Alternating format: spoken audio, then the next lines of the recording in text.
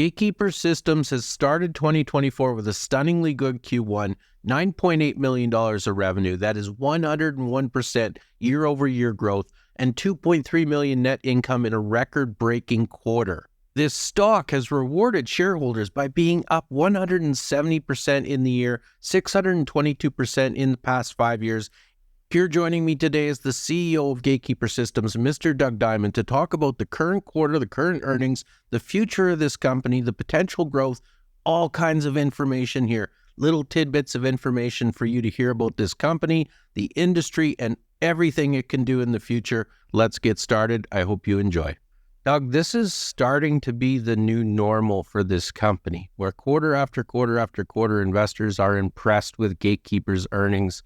This is another quarter where we're looking at 101% growth over the year. So I have to ask some of the questions from my skeptics of Gatekeeper, people that have deep diving questions, looking at trying to measure the success of this company, because one of the problems with success and getting noticed is people want more information. There's always this request for more information. Give us more, give us more, give us more, give us more. So now that you're getting noticed, people want more. So this interview, I'd like to ask a couple questions to see if you can give people more. And the first question on my list is typically people look at this revenue and they say, okay, we want more information on the recurring revenue. We want more information on the platform as a service revenue. This is something we've been talking about for many quarters. I was wondering if you can speak to that at all. Sure. Well, just on the topic of getting noticed, you're absolutely right. There's more analysts, there's institutions that are calling. So getting the word out has been, certainly been good. Most importantly, though, is we're performing, right? And so just to back up a moment, your investors will know, or our investors will know, that on January 4th, we put a news release out on the completion of a $9 million project at SEPTA, and we laid out how that revenue, how we felt the revenue was going to hit the income statements in the quarters. 3.47 was going to hit the Q1, and we felt like around 5 million would be delivered in Q2, and then the balance of about $500,000 would be delivered in Q3. So we put that news release out. That's just kind of a reminder, so investors can kind of get a feel for potentially what kind of momentum we have coming into Q2. As far as Q1, we also message at the end of the year, end of the fiscal year, what the back order was. So all investors, at the same time would have a pretty good idea as to potentially what was going on in the back order, which could significantly affect the, Q1, and it certainly did. I think that the thing that really surprised the market, though, was really our operating margin, right? We were able to show some significant bottom line profit. I think that's always been kind of a question that I get, when can this company get consistently profitable? That's not easy to do for a microcap when you're investing in your technology, you're investing in your people, you're investing in the operations. Our team did an absolute bang on job of keeping the operating expenses, relatively flat, and then growing the revenue and keeping the margin up.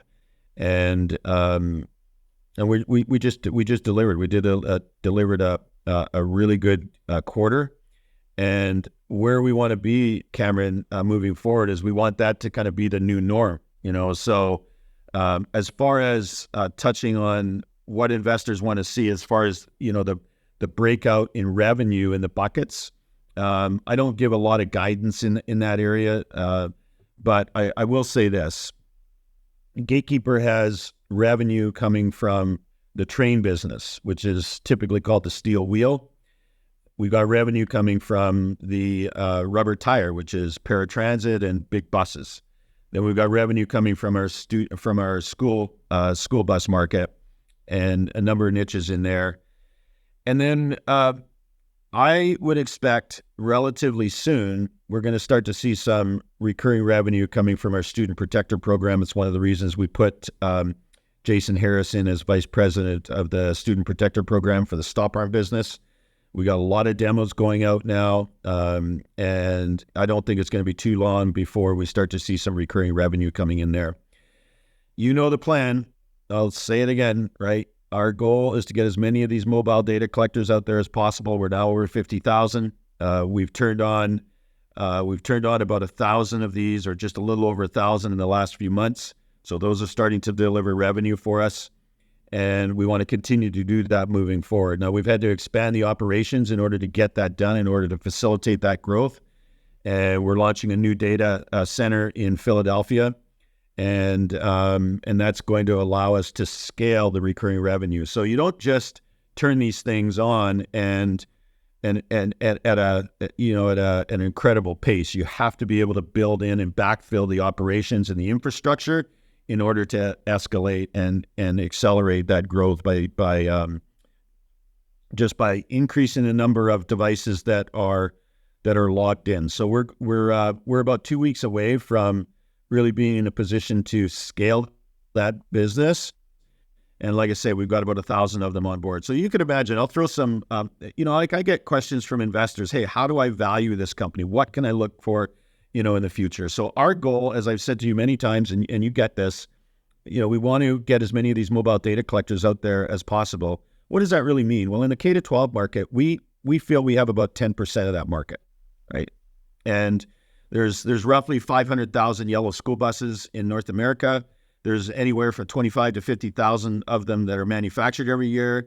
President Biden has a initiative to replace all buses with electric over the next 10 years. I don't know if they'll get there. That's quite a lofty goal. But it does represent a new palette of buses at a time when Gatekeeper's platform as a service business model has increased from $1,500 to $2,000 a bus, on kind of average in some areas of the country, up to $6,000 to $8,000 a bus. So that's quite positive. But you could imagine, Cameron, if Gatekeeper could, and we're reinvesting our profits back into the business. More salespeople, we're putting more salespeople out there. We're just growing our business smartly. But you could imagine, as we grow our distribution model and we grow our sales, if we could maybe capture 25% of the market, if we could get that, now we're up to 100,000 mobile data collectors. And over a period of time, if we can start to turn those on at $30 per bus per month, you could see this company has the ability to, and I'm projecting forward, but this company has the ability to get to, in the neighborhood of 50 million in revenue on the recurring side. What type of multiple are we going to get on that portion of our revenue? That's how I look at things. And that's how we plan to, if we could get a 10 times multiple on that revenue, get credit for that in the capital markets, and then continue to grow the system sales and, get that to 70 or 100 million in revenue over the next several years. Now we're in a position, where the multiple on the system sales, maybe we get 2 or 3 times there, maybe a 10 times on the recurring revenue.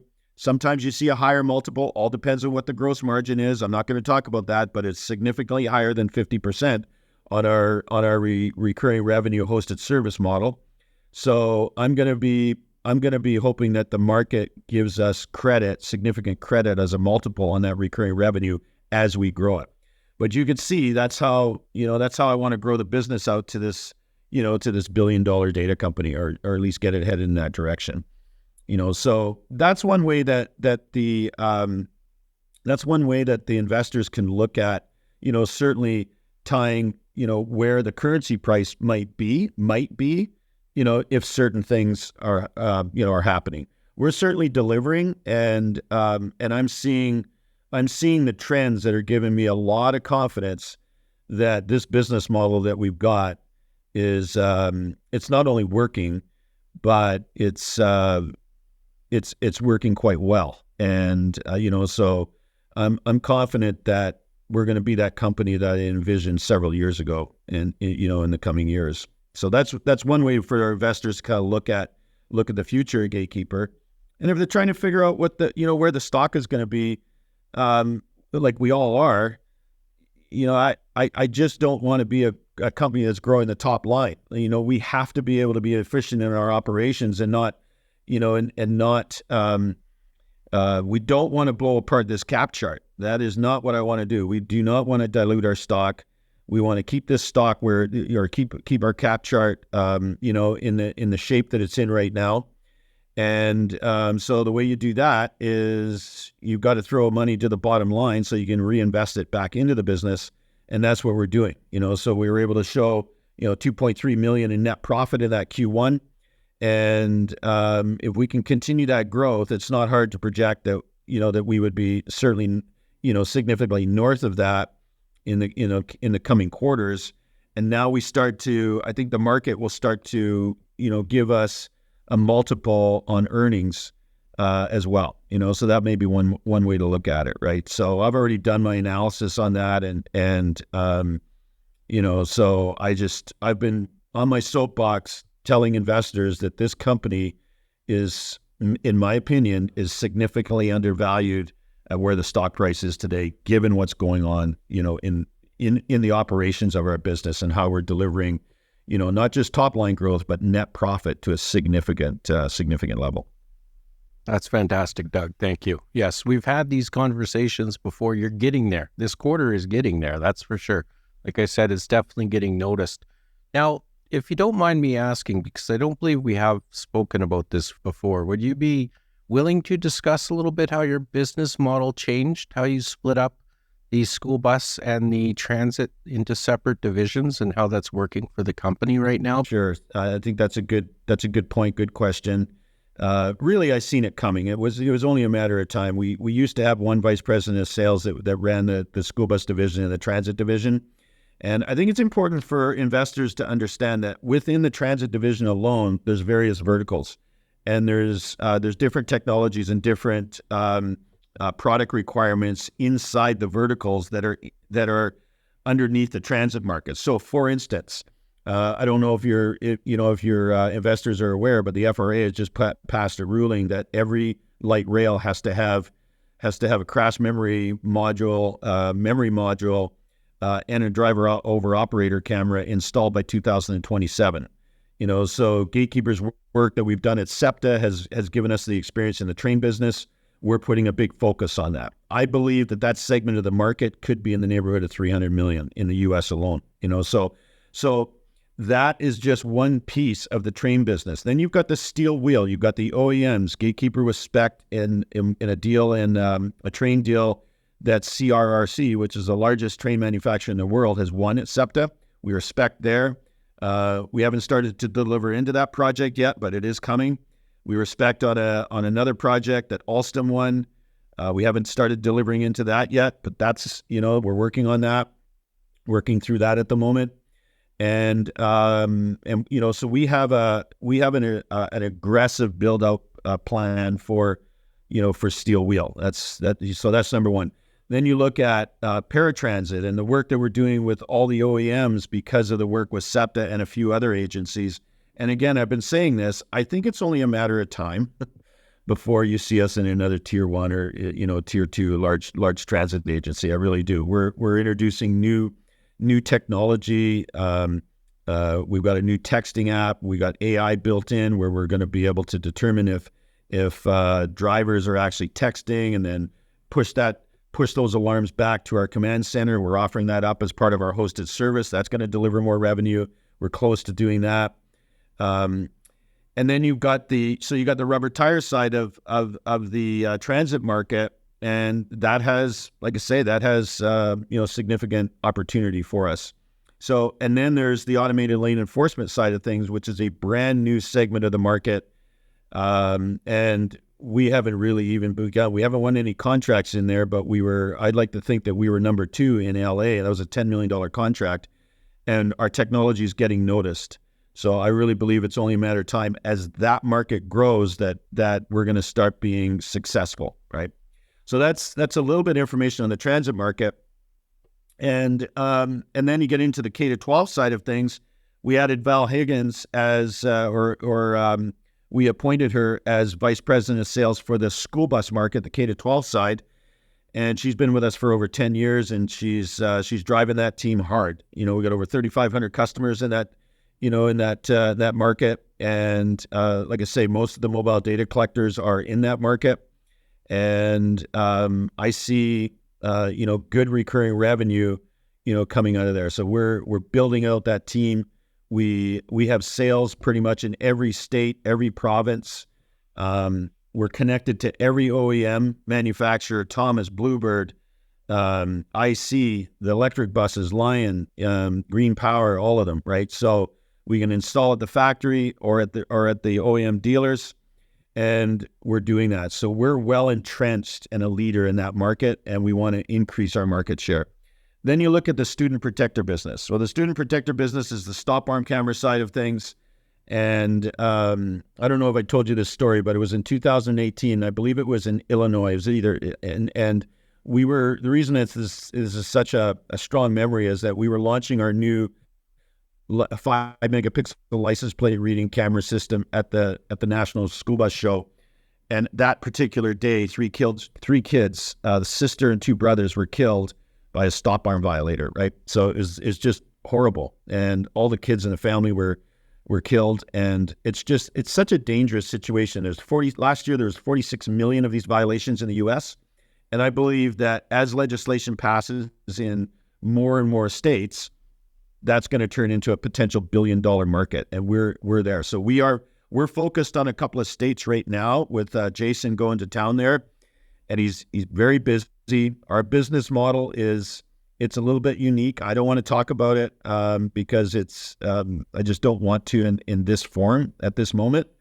But bottom line is that we're providing the end-to-end solution, and there is recurring revenue attached to it as service type revenue. So Cameron, we're still at early stages. We're still at the recurring revenue piece that carries the significant high margin just because it's more software related.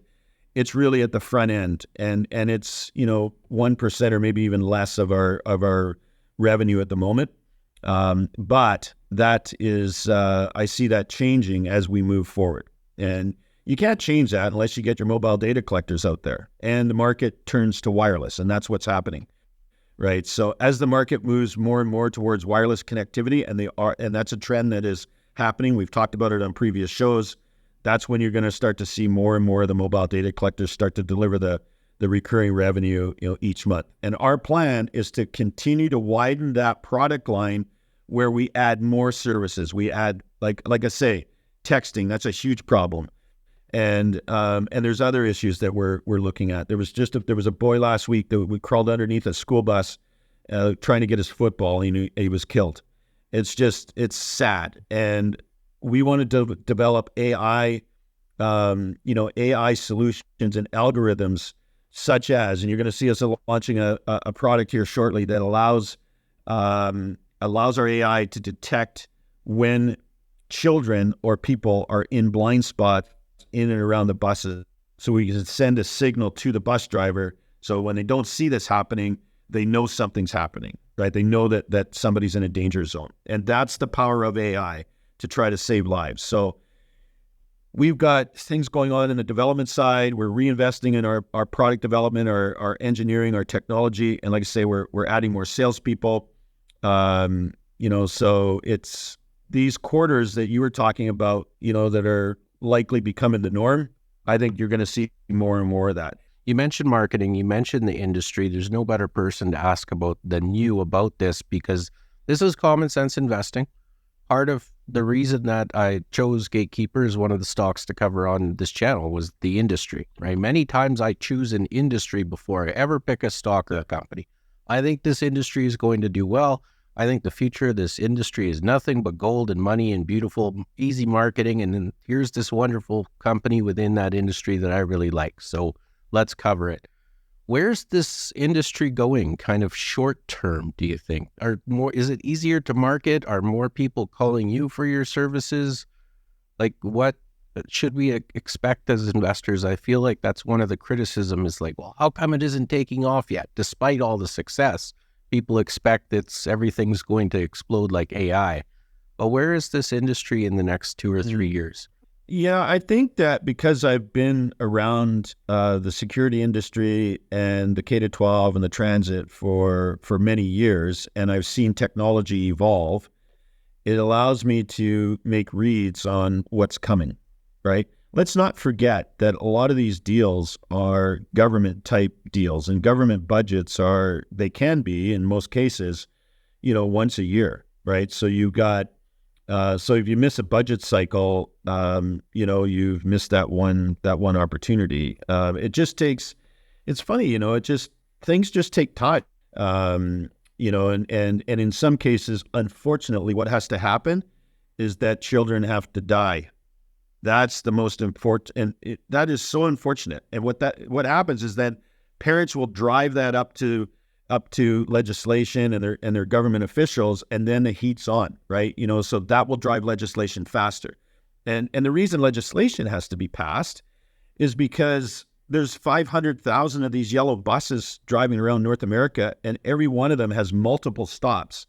So, it's just impossible to police unless you have video enforcement passed at the state level, where, law enforcement can issue a citation using video as evidence. Otherwise, law enforcement a police officer has to witness the event, and that's why it's impossible to police. So those sorts of things just take time. And but once it gets going, it's you can get some unstoppable momentum.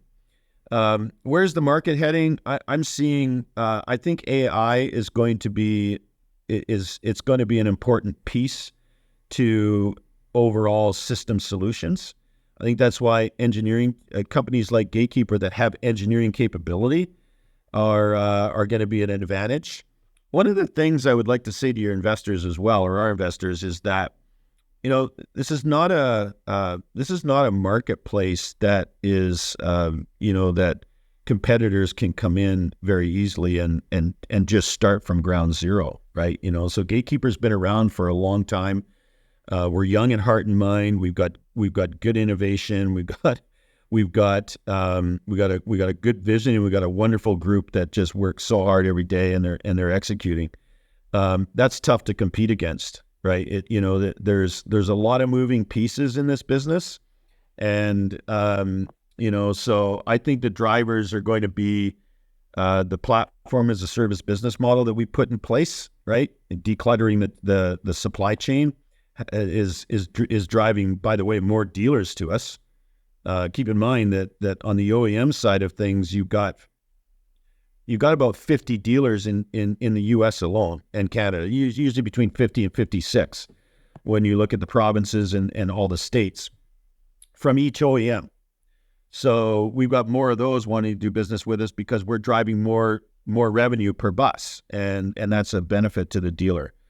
So I think that's something we're starting to see, where the distribution system is building, right, with more dealers coming on board, and then I see I see AI really being, like, for instance, I talked a little bit about being able to detect people in blind spots. I think that's going to be an interesting feature. Right, it's difficult not to buy that if you're a district, especially if you're just layering it onto a system that you already have, or the way Gatekeeper is structured is we're backwards compatible to every one of our competitors. We've found ways to replace existing technologies without having to replace the cameras, as an example.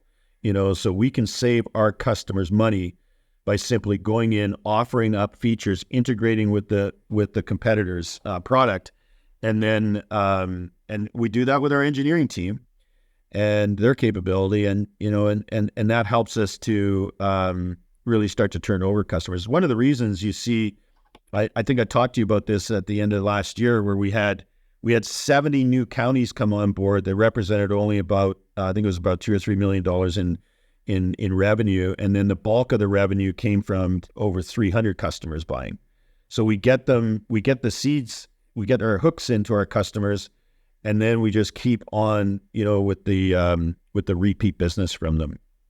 So, I really believe that 10, 20 years from now, we're still going to be school busing, right? Their yellow is still going to be around.